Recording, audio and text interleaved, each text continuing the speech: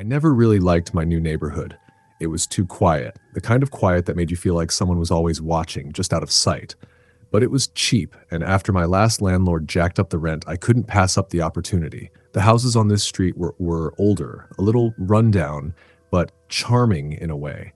Most of the neighbors kept to themselves, which was fine by me, except for one, Mrs. McAllister. She lived directly across the street in an old, creaky Victorian house. From the day I moved in, she'd always be standing at her window, staring. It didn't matter if it was morning or night. I'd be taking out the trash, and there she was, her pale face pressed against the glass. At first, I thought she was just a nosy old lady. I'd wave, and she'd just keep staring, her eyes dull and lifeless. After a while, it started getting under my skin. I mentioned it to the guy next door one evening. His name was Tom, and he had that friendly suburban dad vibe. He was mowing his lawn when I brought it up. "Hey, Tom," I started, "do you know the woman across the street? The one who's always at her window?" Tom stopped mowing, wiped the sweat from his brow, and looked over at Mrs. McAllister's house. His face went pale. "Mrs. McAllister?" He hesitated. "That house has been empty for years." I laughed, but Tom didn't join in. He looked dead serious. "No, man, I see her all the time. She's always at the window. It's kind of creepy." Tom swallowed hard, his voice lowering. "There's no one there, man. Mrs. McAllister died years ago. No one's lived there since." That night, I couldn't shake what he said. Empty for years? I was sure I saw someone at the window every single day. Was I losing it? I convinced myself that Tom was just messing with me. He had to be. I mean, why else would he act so weird about it? But later that evening, as I sat on the couch watching TV, I glanced out the window. My heart skipped a beat. There she was, Mrs. McAllister, standing at her window. Her face was as pale as ever, eyes locked onto me. I stared for a few seconds, and then, almost mechanically, she raised her hand and waved. That was enough for me. I shut the blinds and told myself not to look again. Whatever was going on, I didn't want to know. The next day, I tried to go about my usual routine, but I couldn't get Mrs. McAllister out of my head. When I took the garbage out that night, I made sure not to look at her house. I hurried back inside, locked the door, and double-checked the windows. I was feeling paranoid. I tried watching TV again, but I couldn't concentrate.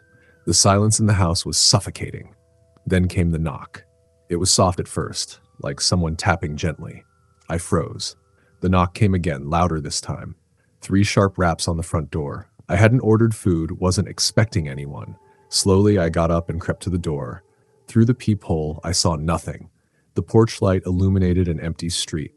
Then the knock came again, this time from the back door. I ran to the kitchen, my heart pounding in my ears. The back door rattled as if someone was trying to open it. I was terrified. I grabbed the largest knife I could find from the kitchen drawer. My grip was slick with sweat. The knocking stopped. I stood in the middle of my kitchen, my heart racing, waiting for something. Anything. That's when I heard it. A whisper. My name, faint, almost like a breeze. "Come outside." I turned towards the window above the sink, the one that looked out into the backyard. And there she was, Mrs. McAllister, standing in my yard. Her eyes were wide and hollow, and her skin looked even more decayed than before, like she'd been buried for years. I backed away slowly, trying to stay calm, but I couldn't take my eyes off her. Then she smiled. It wasn't a friendly smile. It was the kind of smile that promised something horrible was about to happen. The lights in the house flickered, and suddenly every door and window started shaking violently. The sound was deafening, a thunderous rumble that felt like it was going to tear the house apart. I bolted for the stairs, desperate to get to my bedroom, as if somehow that room could protect me. The second I reached the top of the stairs, everything stopped. The lights came back on, the shaking stopped, and it was dead quiet again. I caught my breath and peeked out of my bedroom window. Mrs. McAllister was gone. I barely slept that night. Every creak of the house had me on edge. Every shadow felt like her standing in the corner of the room. But morning eventually came, and for a while I convinced myself it was just a nightmare. Maybe I'd been stressed, maybe I'd had a bad dream, but when I went downstairs, something was wrong. The front door was wide open, and sitting just outside on the porch was a small, dusty box. It wasn't mine. I had never seen it before. Hesitating, I picked it up and carried it inside. The second I opened it, the smell hit me. Damp, rotting wood. Inside the box was a small, faded photograph. It was of a young woman, her face pale and gaunt. She was standing in front of the house across the street. I flipped the photo over and scrawled in messy handwriting were the words, She's not done with you. My blood ran cold. The air around me felt heavy, like I couldn't breathe. I dropped the box, and in that moment, I knew it wasn't over. Whatever Mrs. McAllister was, whatever she wanted, she wasn't going to stop. I haven't seen her at the window since that night, but I can feel her. Watching. Waiting. And every now and then, when I walk by her house, I swear I hear a soft knock coming from inside. Story the end. Story number 2. When I first moved into my apartment, I was relieved. After months of looking for an affordable place in the city, I finally found one. Sure, the building was old and the landlord was a bit eccentric, but it had charm. The neighbors, however, were a mystery. I never saw anyone in the halls, never heard any footsteps above or below me. It was like I was the only one living there, except for the apartment next door. Apartment 6B. The first night, I was unpacking boxes when I heard it. Faint at first, but unmistakable. Someone was crying. It was the kind of crying that's soft but filled with despair, like whoever it was had given up. I pressed my ear to the wall, trying to pinpoint the sound. It was definitely coming from next door. I figured it was one of the neighbors having a rough time. I'd knock on their door in the morning, maybe introduce myself and see if they were okay. But as the hours passed, the crying continued. It got louder, more desperate. I couldn't sleep. Around 3 a.m., I finally had enough. I threw on a hoodie and walked over to the door of 6B. I knocked softly at first, then harder when there was no response. "Hey, you all right in there?" I called through the door. Silence. Not even a hint of the sobbing I'd heard through the wall. I knocked again, louder this time. Still nothing. I went back to my apartment, confused but too tired to think about it. I figured they had either stopped or I imagined the whole thing. But as soon as I lay down in bed, the crying resumed. Louder. Angrier. It was like it was coming from right inside my apartment. I didn't sleep at all that night. The next morning, I went straight to the landlord. His office was on the first floor, cluttered with old papers and files that looked like they hadn't been touched in decades. "Hey, I just moved in next to 6B, I began, and I heard some crying coming from there last night. It went on for hours. I just wanted to make sure whoever lives there is all right." The landlord, a balding man in his 60s, looked up at me from behind his cluttered desk. His expression went from bored to concerned almost immediately. 6B? He asked, leaning forward. "That apartment's been empty for years." I blinked, sure I had misheard him. "No, I definitely heard someone in there last night. Crying. It was loud." He shook his head. "No one's lived in 6B for a long time. The last tenant, well, there were issues." "What kind of issues?" I pressed. The landlord sighed and shifted uncomfortably in his chair. "A woman used to live there, quiet, kept to herself. But one night, the neighbors reported strange sounds, crying, screaming. When we went to check on her, we found that she'd taken her own life." He paused, clearly disturbed by the memory. "People who've moved in since always complain about strange noises, the crying. They all end up moving out pretty quickly." I felt a chill run down my spine. "So you're saying it's haunted?" The landlord shrugged, clearly trying to brush it off. "It's an old building. Pipes make noise. People imagine things." I wasn't satisfied with that answer. I couldn't shake the feeling that there was something more to it, but I thanked him and left. That night, the crying started again. This time, it was louder, more frantic. It didn't stop for hours. I turned up the TV, tried listening to music, but nothing drowned it out. Finally, at around 2 a.m., I decided to knock again. I stood outside 6B, staring at the door. It looked old, worn, like no one had touched it in years. I knocked harder this time. "Hello?" I called. "Is someone in there?" The crying stopped instantly. The sudden silence was unnerving.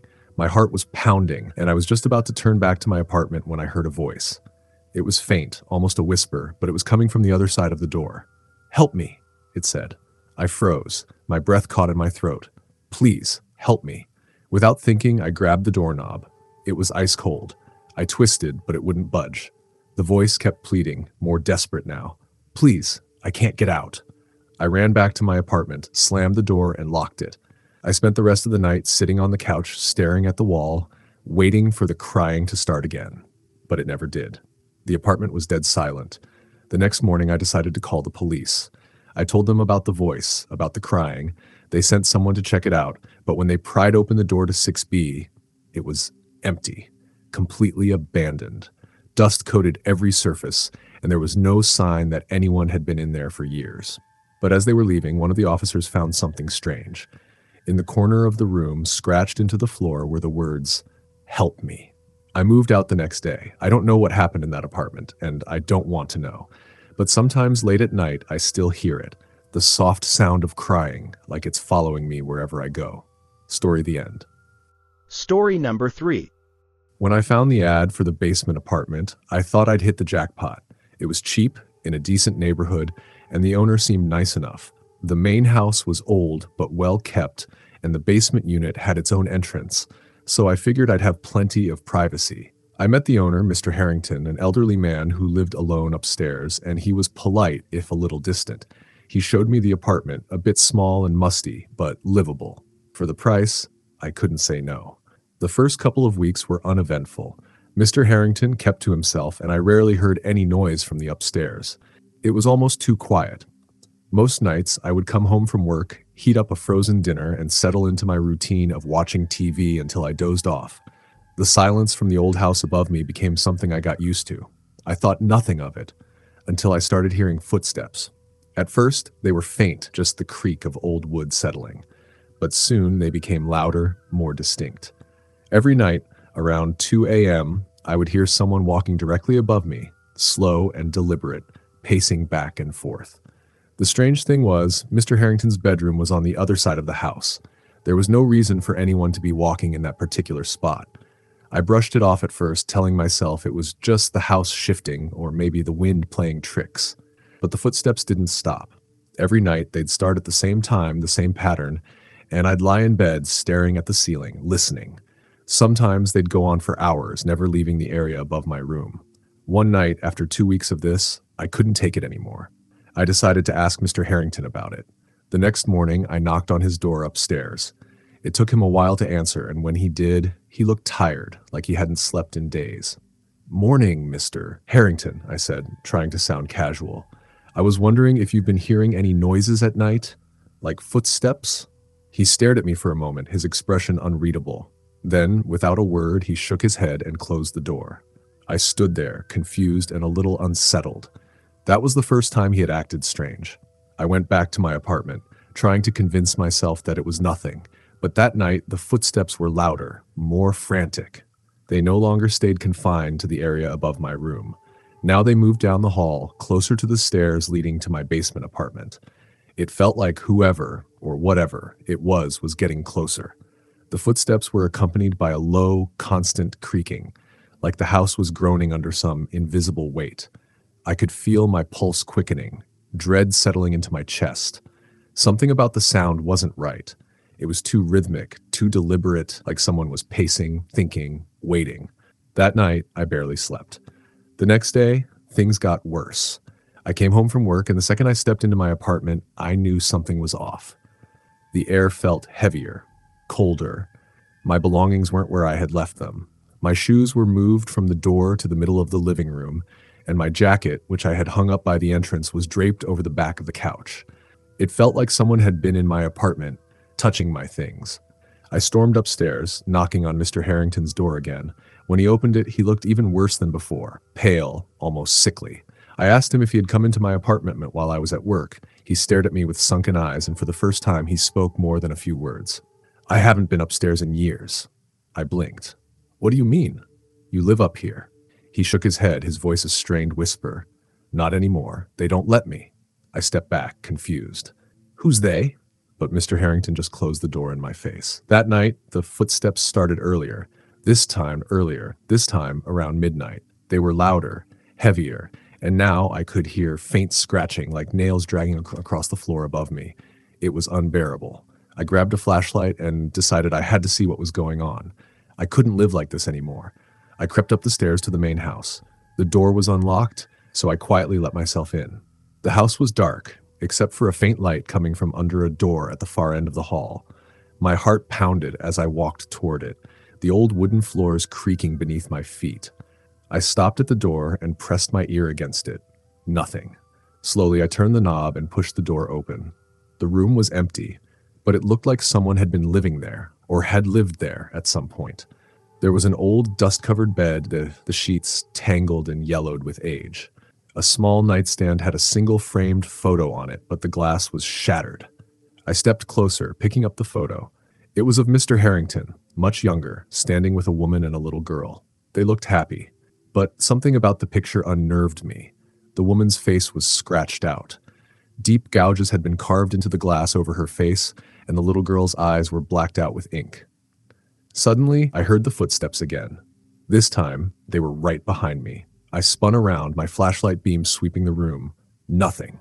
But the feeling of being watched was overwhelming. I turned and ran, down the stairs, back into my apartment, slamming the door behind me. That night, the footsteps didn't stop. They grew louder and more insistent, as if someone or something was pacing directly above me, furious. I barely slept, jumping at every creak, every groan of the old house. The next morning, I went upstairs again, determined to talk to Mr. Harrington.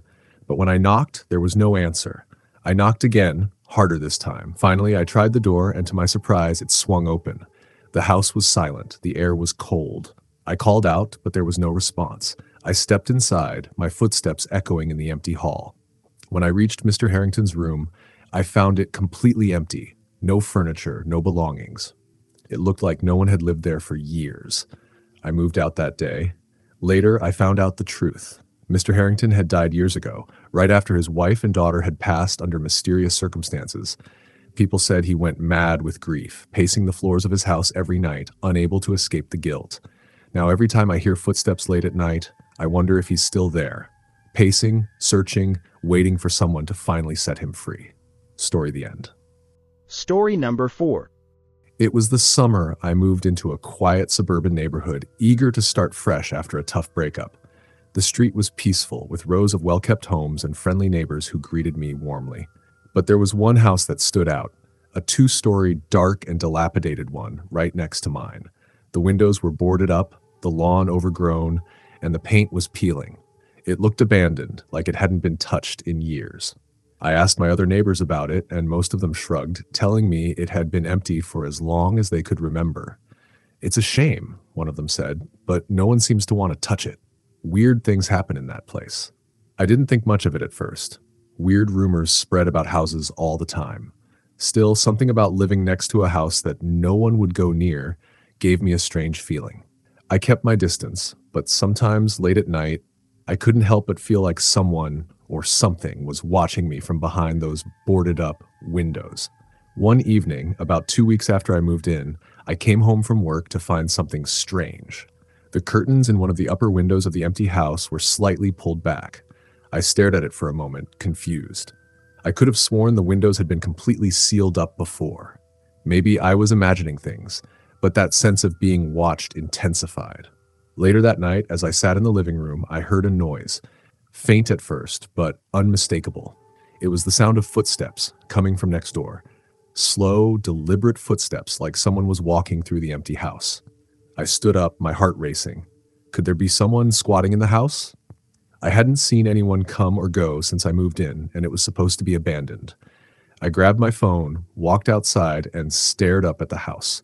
The curtains in the upstairs window were open wider now, but there was no one there. I went back inside, trying to shake the uneasy feeling creeping over me. I told myself it was just the wind, maybe some old house creaking. But deep down, I knew something wasn't right. The footsteps started again the next night. I was lying in bed when I heard them. This time louder, clearer. It sounded like someone was pacing in the upstairs rooms of the abandoned house. I couldn't ignore it anymore. Grabbing a flashlight, I decided to check it out. I walked over to the house, my flashlight beam cutting through the darkness. The front door was locked, just as I expected, but there was a side gate that led to the backyard. I pushed it open and made my way around the back of the house, where I found a small door leading into the basement. To my surprise, the door was slightly ajar. My hand hesitated on the doorknob, but curiosity got the better of me. I pushed the door open and a cold, musty smell hit me. The basement was dark and cluttered with old furniture, boxes, and what looked like forgotten remnants of someone's life. I shone my flashlight around, looking for any signs of someone living there, but the space was empty. Just as I was about to leave, I heard something, whispering. It was faint, almost like the wind, but unmistakably voices. I stood still, trying to locate where the sound was coming from. It was coming from upstairs. I swallowed hard, my throat dry, and slowly made my way up the old wooden stairs. Each step creaked loudly in the silence, and with every creak, the whispers grew louder. They weren't clear, just a jumble of voices that overlapped, like a crowd was whispering secrets just out of reach. At the top of the stairs, I found myself in what used to be the living room. Dust-covered furniture stood like ghosts in the pale light coming through the cracked windows. My flashlight beam moved across the room, and I saw something that made my skin crawl. Footprints. Fresh, human footprints in the dust, leading from the living room toward the hallway. I followed them, my pulse racing in my ears. They led me to the staircase that spiraled up to the second floor. The whispers were louder now, almost like they were coming from all around me. I shone my flashlight up the stairs, but I couldn't see the top from where I stood. My gut told me to leave, but my legs carried me forward, up the creaking staircase. I reached the top, and the footprints continued down the hallway, stopping at the door to one of the bedrooms. The door was slightly ajar, just like the basement door had been. I pushed it open with trembling hands. Inside, the room was empty, except for one thing. A small child-sized bed sat in the corner, untouched by the years of neglect the rest of the house had suffered. It looked out of place, like someone had just left it there and forgotten to come back. The whispers stopped. That's when I noticed something. Hanging above the bed, nailed into the wall, was an old photograph. It showed a family, a man, a woman, and a young girl. But what caught my attention wasn't the family itself. It was the house in the background, the very house I was standing in now. I took a step closer, my hands shaking, and studied the photo. The little girl's face was scratched out, violently, like someone had taken a knife to it. But beneath the scratches, I could still make out her eyes, staring directly at the camera. Or rather, staring at me. Suddenly, the door behind me slammed shut. I spun around, my flashlight flickering. The whispers returned, louder now, echoing through the walls. I could feel something in the room with me, something that wasn't human. My heart pounded as I grabbed the door handle and pulled, but it wouldn't budge. Then I heard it. Footsteps, right outside the door, heavy and slow. They stopped right in front of the door, and I held my breath, waiting. My flashlight flickered again, casting strange shadows around the room. The door creaked open, just a crack, but there was no one there. I didn't wait to find out what was. I bolted out of the house, ran back to my apartment, and locked every door and window. I barely slept that night, every creak and gust of wind sending chills down my spine. The next morning, I called the police, telling them someone might be squatting in the abandoned house. They came and searched the place, but when they came back, they told me there was no sign of anyone living there. They did, however, find something strange. A small bedroom on the second floor with a single child's bed.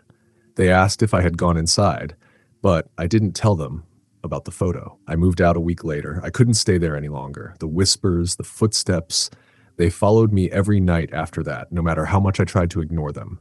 And even now, as I sit in my new apartment far from that place, I sometimes feel the footsteps.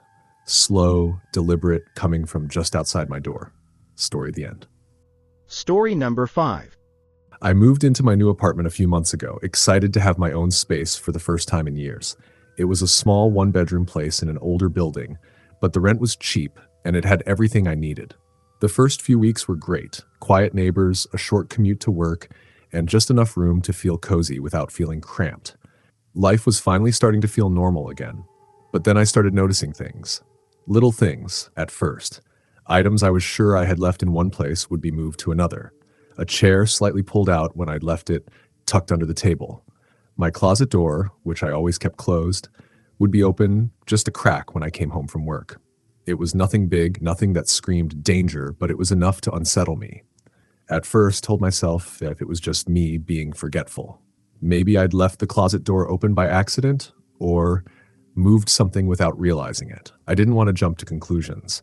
After all, I was living alone for the first time, and it was easy to get a little paranoid when you weren't used to it. But the feeling that something was off wouldn't go away. The closet became the focus of my unease.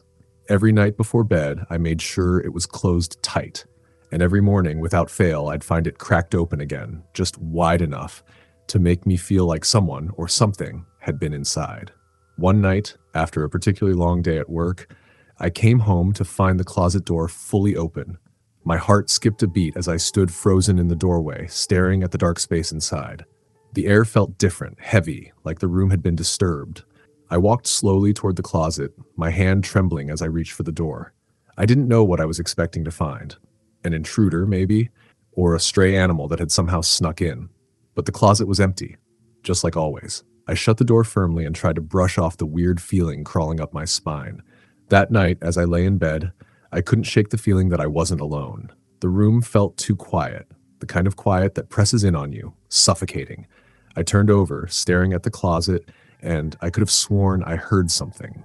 Faint breathing, like someone was inside, trying to be as quiet as possible. I sat up in bed, my heart racing, and listened. The sound was gone. I told myself I was just imagining things, probably half asleep and spooking myself. But the uneasy feeling lingered. Over the next few days, things got worse. Every night, the closet door would be open just a little wider. I started hearing soft noises coming from inside. Creaks, the sound of fabric rustling, like something was moving in there. Every time I worked up the courage to check, I found nothing. But I knew, deep down, that something was wrong. Then came the night I'll never forget. I had gone to bed early, hoping to get some rest after a long week.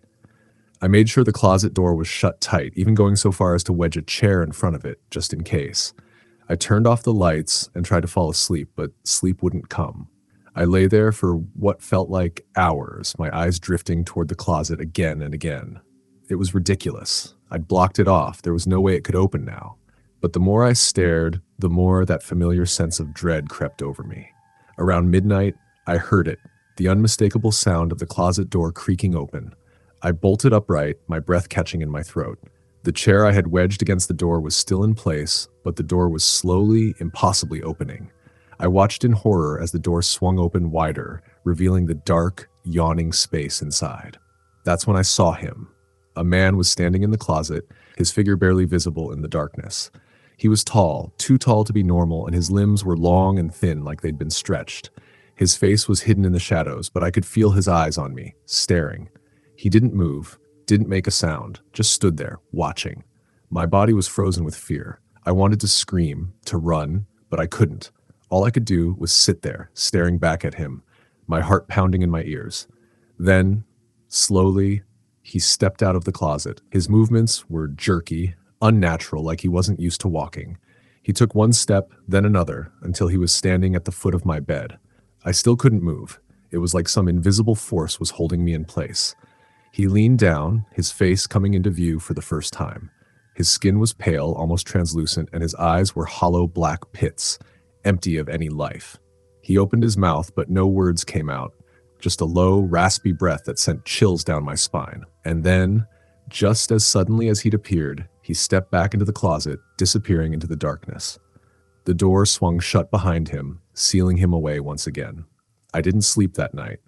I sat in bed, staring at the closet, waiting for him to come back. But he never did. The next morning, I packed my things and moved out, breaking my lease without a second thought. I still don't know what I saw that night. I try not to think about it too much. But sometimes, when I'm lying in bed, I can't help but feel like he's still there, waiting for me to open the door. Story the end. Story number 6.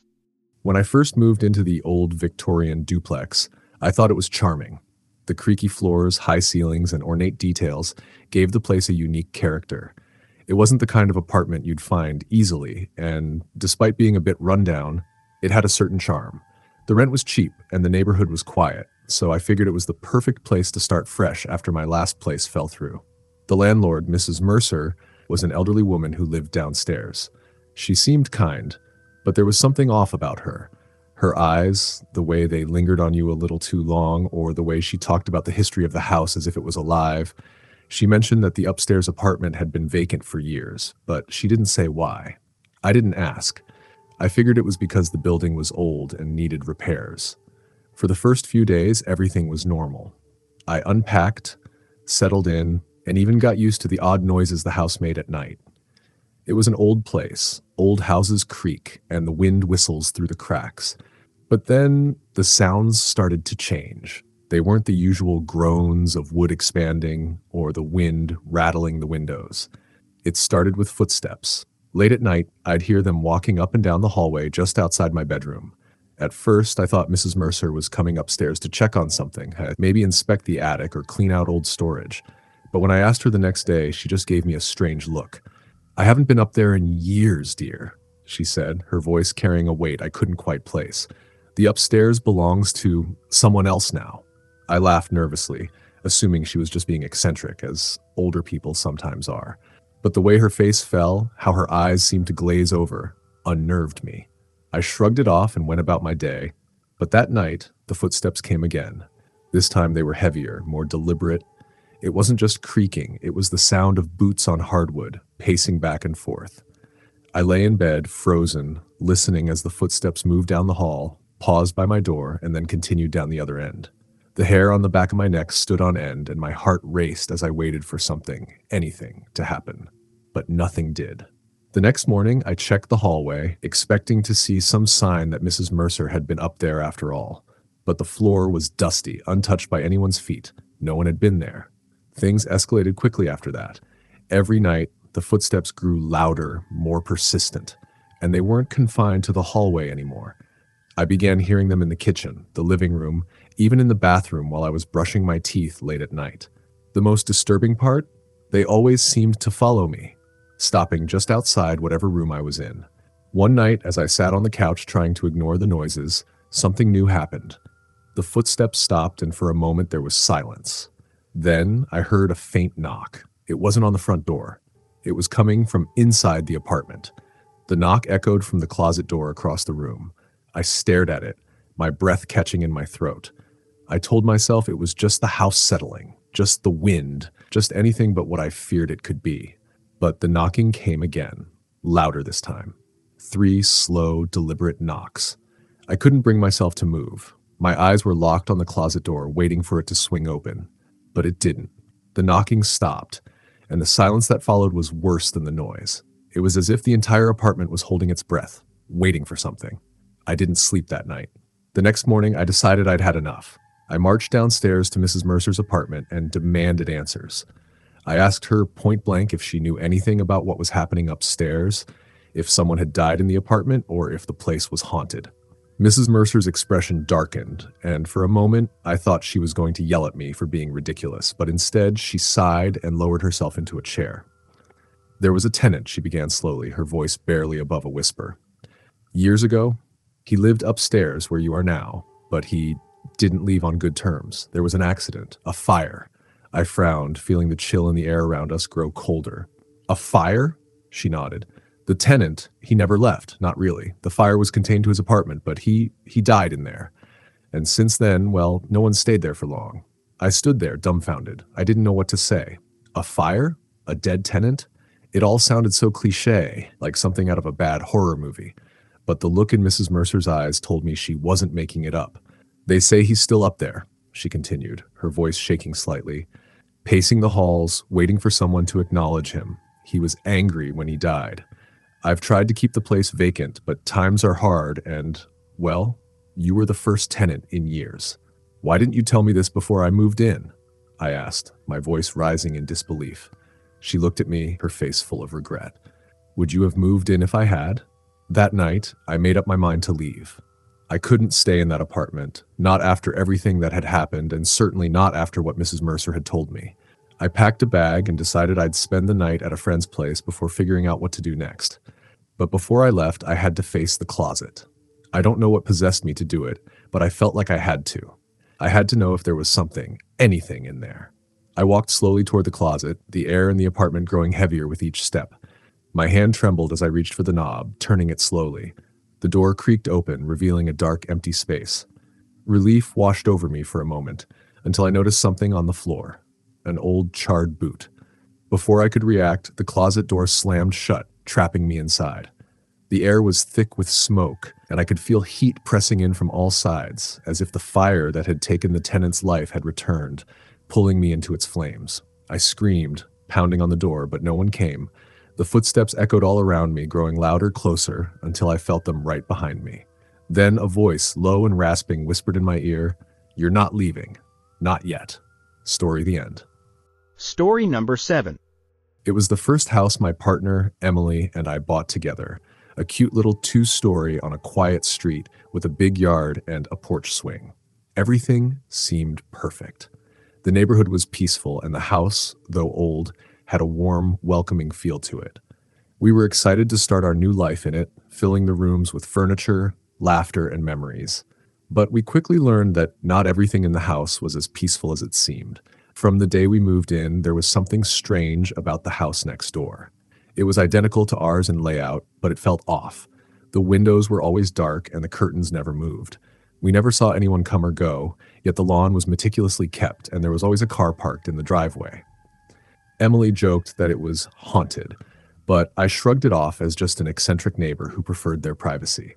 One evening, as we sat on our porch enjoying the sunset, I saw something that made my heart skip a beat. A figure, a shadowy silhouette, stood in the upstairs window of the house next door, staring straight at us. I nudged Emily, and when she looked, it was still there. But before either of us could say anything, the figure stepped back into the darkness, vanishing from sight. "That's creepy," Emily muttered, her eyes still fixed on the window. I laughed it off, trying to shake the unsettling feeling that crept over me.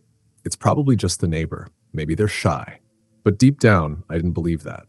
There was something wrong about the way that figure had been standing there, watching us, unmoving. It didn't feel like a person. Over the next few days, things only got stranger. Every night, as soon as the sun went down, the figure would appear in the upstairs window.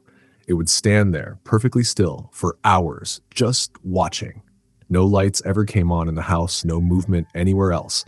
Just that dark, looming shape in the window.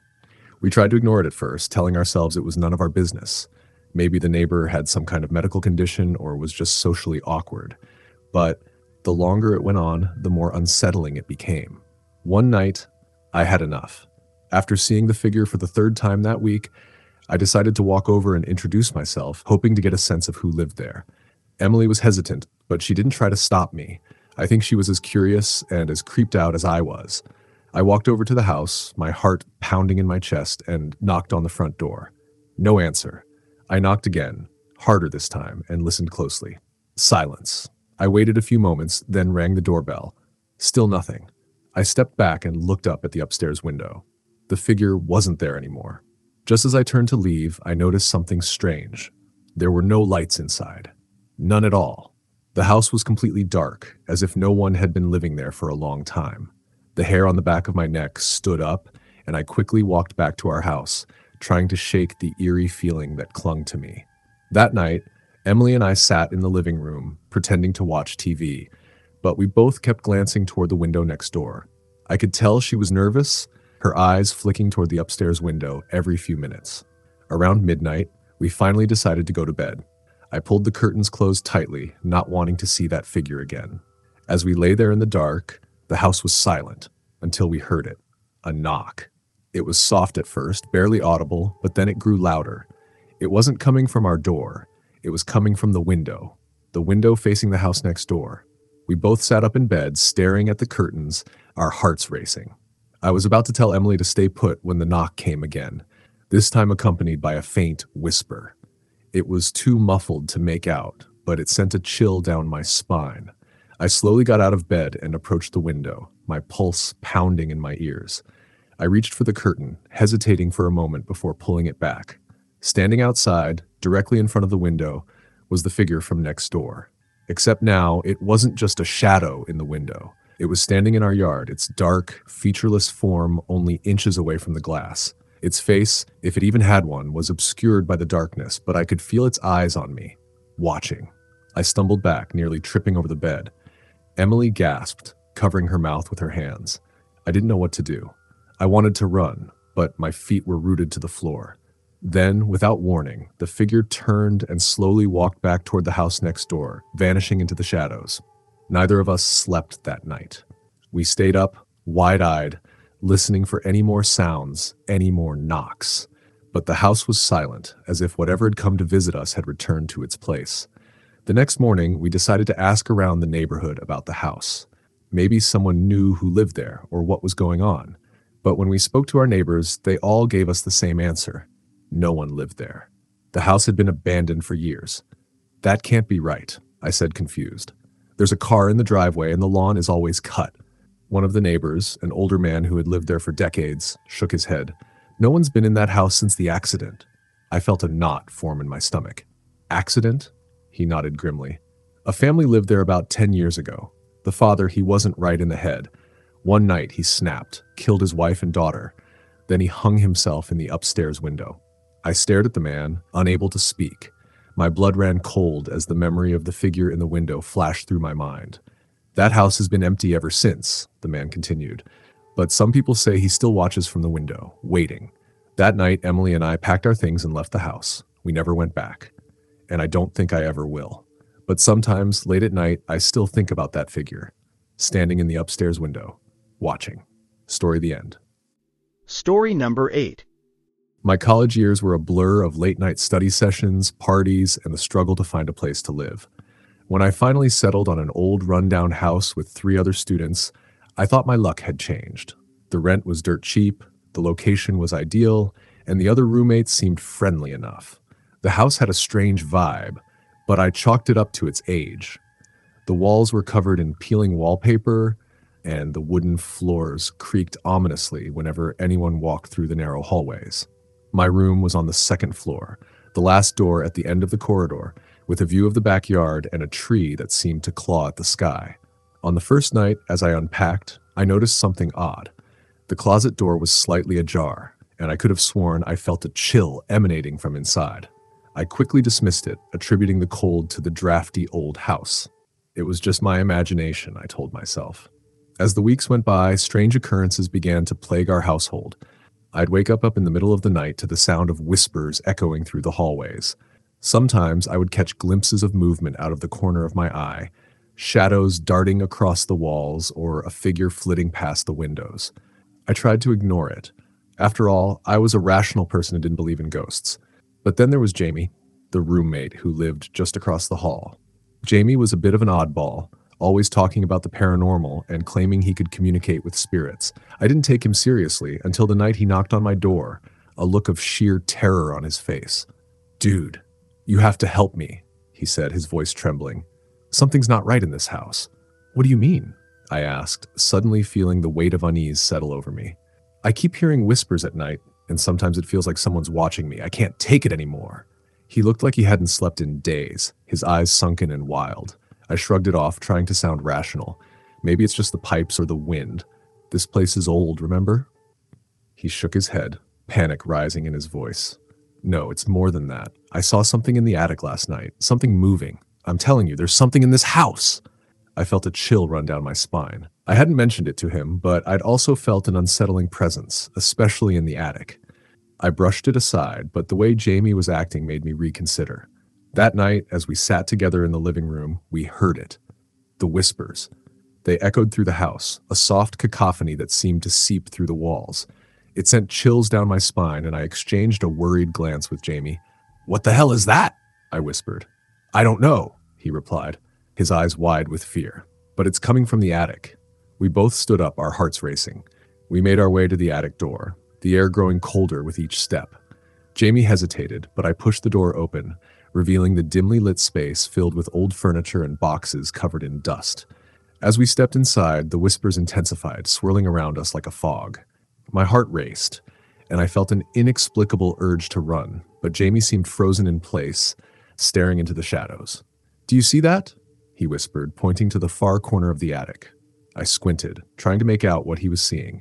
It took a moment for my eyes to adjust, but then I saw it, a shadowy figure standing in the darkness, its form indistinct yet unmistakably human.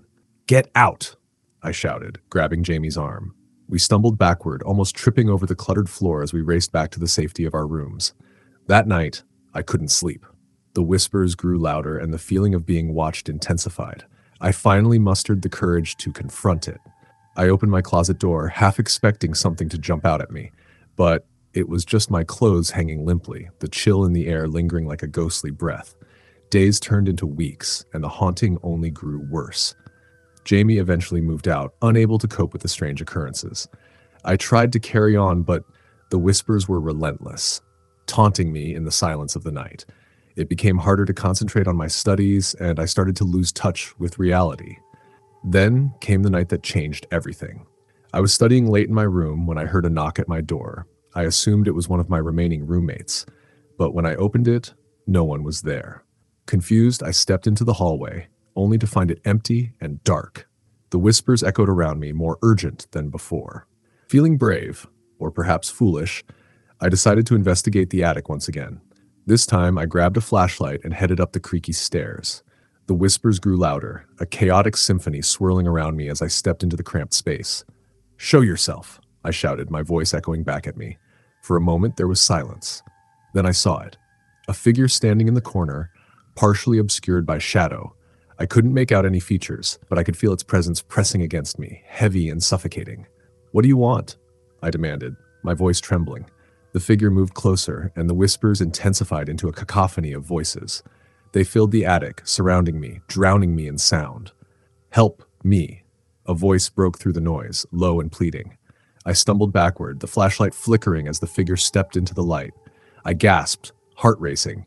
It was a girl, her face pale and gaunt, eyes wide with fear. She looked like she had been trapped for years, her clothes tattered and dirty. "Help me," she whispered again, reaching out toward me. In that moment, I felt a surge of compassion. I stepped forward, wanting to help her, wanting to understand what had happened. But as I reached out, she flinched, retreating back into the shadows. "You can't leave," she cried, her voice now filled with despair.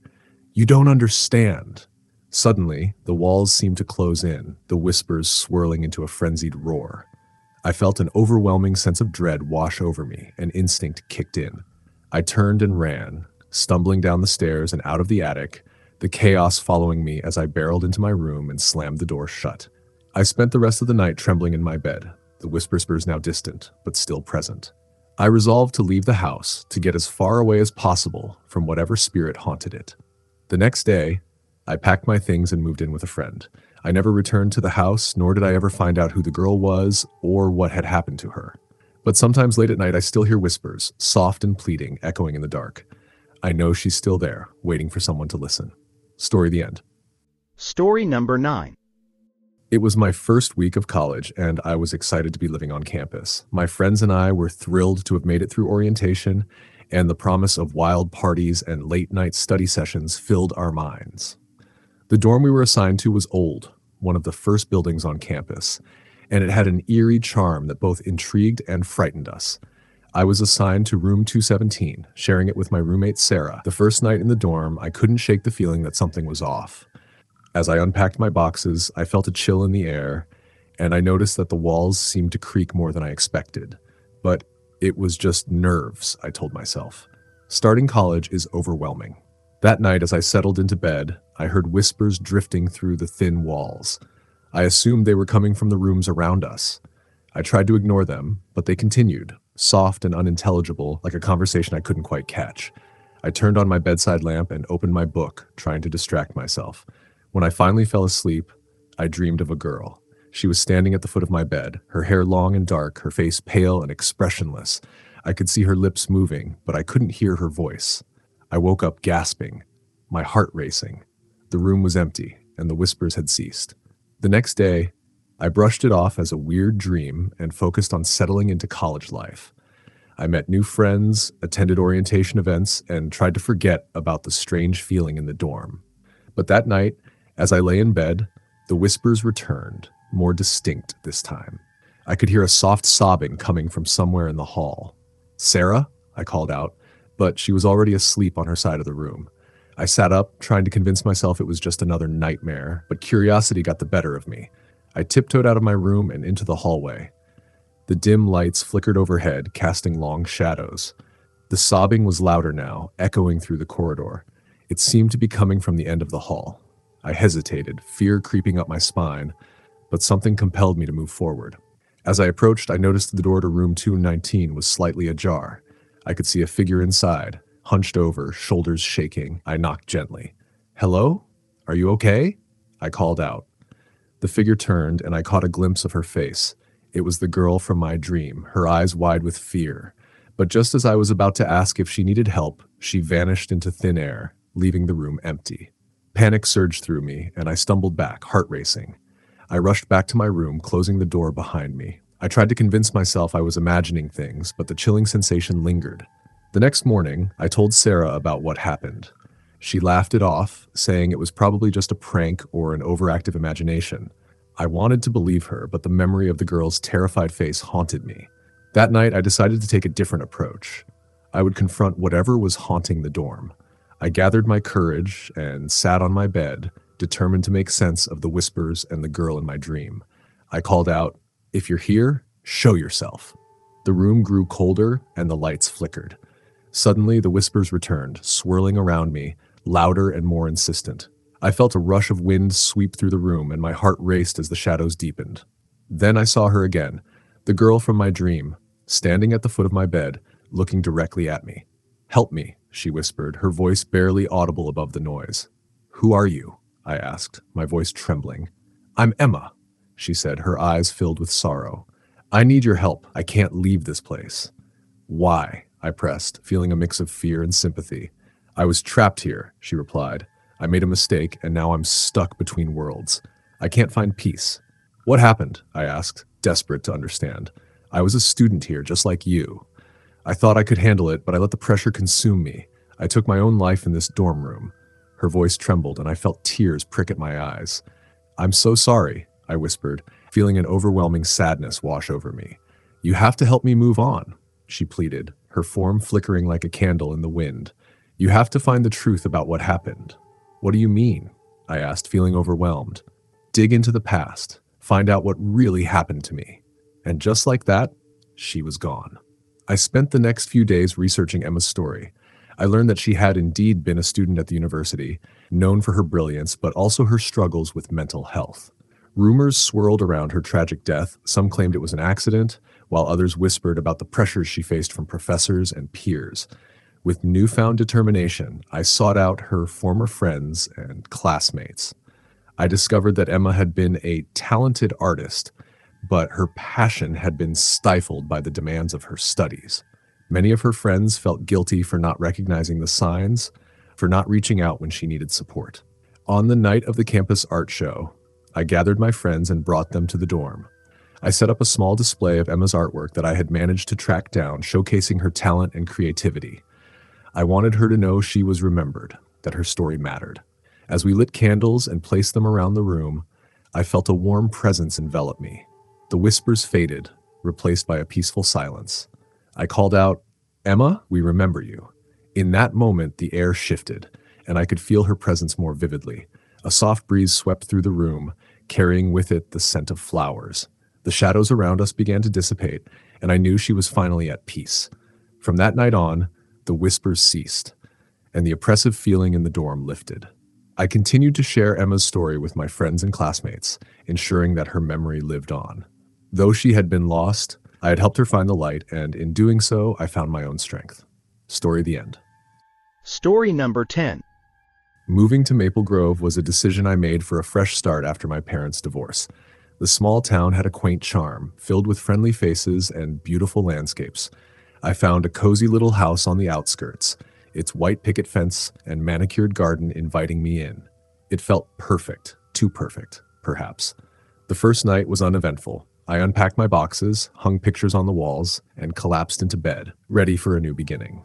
When I awoke the next morning, something felt off. The air was thick with an unsettling silence, and I noticed that the mirror in my bedroom had fogged over, despite the warm weather outside. Shaking off the feeling, I began my day. As I settled into my routine, strange occurrences began to disrupt my peaceful life. It started with faint noises at night, a soft scratching like fingernails on wood.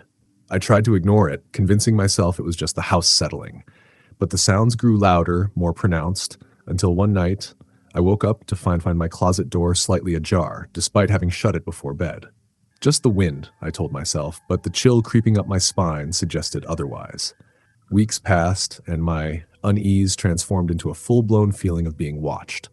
I'd often catch glimpses of movement in my peripheral vision, only to turn and find nothing there.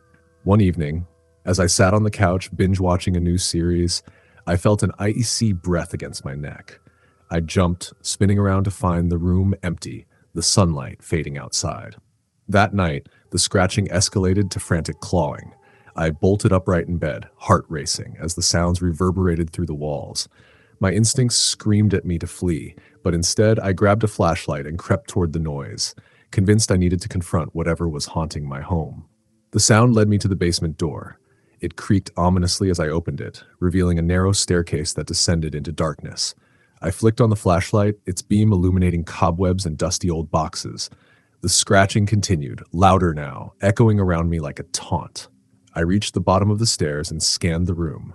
My breath hitched in my throat as my flashlight landed on an old, ornate mirror leaning against the far wall. The surface was cracked, but it still shimmered in the dim light. As I stepped closer, the scratching stopped, replaced by an eerie silence. I looked into the mirror, expecting to see my reflection staring back at me, but instead I saw a shadowy figure lurking behind me, a woman, her long hair cascading down her back, dressed in a tattered gown. I spun around, but there was no one there. Panic surged through me as I turned back to the mirror. The woman was now standing closer, her eyes filled with sorrow. "Help me," she whispered, her voice a mere echo. "Who are you?" I managed to choke out, feeling the air grow heavier around me. "Lila," she replied, her voice trembling. "I'm trapped in this place. You must help me find peace." "Why are you trapped?" I asked, my heart racing. "I was wronged," she said, her expression filled with anguish. "The man I loved betrayed me. In my despair, I lost my life. I cannot move on until my story is told." The weight of her words settled over me, suffocating and heavy. "What do you need me to do?" I whispered, fear gripping my heart. "Uncover the truth," she urged, her form flickering in the mirror. "Find the one who wronged me. Only then can I be free." With that, the mirror shattered, shards raining down around me. I stumbled back, heart pounding, and the basement filled with darkness. I barely made it back upstairs, breathing heavily, my mind racing with Lila's story. The next day, I set out to learn more about Lila and her tragic fate. I visited the local library and pored over old newspapers, searching for clues. After hours of research, I uncovered a series of articles detailing a mysterious disappearance from decades ago. Lila had been a beloved resident of Maple Grove, known for her kindness and beauty. But her life had taken a dark turn when she fell in love with a man named Samuel, who was already engaged to another woman. Betrayed and heartbroken, Lila had vanished without a trace. The townspeople had speculated about her fate, but no one had ever discovered the truth. That night, I returned home with my findings, determined to help Lila find closure. I set up a small memorial in my living room, displaying her picture alongside the articles I had printed. As I lit a candle, I called out to her. "Lila, I've uncovered your story. I want to help you find peace." The air grew still, and the candle flickered as if responding to my words. I felt a rush of cold air sweep through the room, and then, faintly, I heard her voice. "Thank you. Tell me what to do," I urged, my heart pounding. "Go to the old oak tree," she said, her voice filled with urgency. "There lies the key to my freedom." Without hesitation, I grabbed my jacket and headed outside. The moonlight illuminated the path to the old oak tree at the edge of my property, its gnarled branches twisting against the starry sky. As I approached, I noticed something glinting in the grass beneath the tree. A small locket, tarnished but still beautiful. I picked it up, feeling a surge of energy course through me. Inside the locket was a picture of Lila and Samuel, arms wrapped around each other, their smiles bright. But beneath that was a small note, written in Lila's delicate handwriting, "Forgive me for what I must do." Confusion washed over me, but I understood. Samuel had betrayed her, leading to her tragic end, but she still loved him. I returned home, holding the locket tightly, determined to find a way to give Lila the closure she needed. That night, I stood before the shattered mirror, holding the locket. "Lila," I whispered, "you need to forgive him. It's the only way you can find peace." The air thickened and the whispers returned, swirling around me in a gentle breeze. "I don't know if I can," Lila's voice echoed, filled with pain. "You must try," I urged. "He may not have been perfect, but you loved him. You have to let go." In that moment, the locket glowed in my hand, illuminating the dark room. I could feel Lila's presence growing stronger, the sadness and anguish shifting towards something lighter. "I forgive you, Samuel," she whispered, her voice breaking. "I release you." As she spoke, the mirror shimmered, reflecting not only my image, but also Lila's. I saw her smile, her eyes filled with gratitude and warmth. The room filled with a radiant light, and I felt a rush of wind swirl around me. Then, just as suddenly as it began, everything fell silent. The mirror had returned to normal, the cracks and darkness gone. In the days that followed, I felt a profound sense of peace settle over my home. The whispers ceased, and the unsettling feeling of being watched vanished. One evening, as I sat on my porch watching the sunset, I felt a gentle breeze rustle through the trees. I smiled, knowing that Lila had finally found her peace. From that day forward, I kept the locket tucked away in a special place, a reminder of the spirit I had helped to free and the love that had endured even in death. Maple Grove had become my sanctuary, a place where memories thrived and the past could finally rest. Story the end.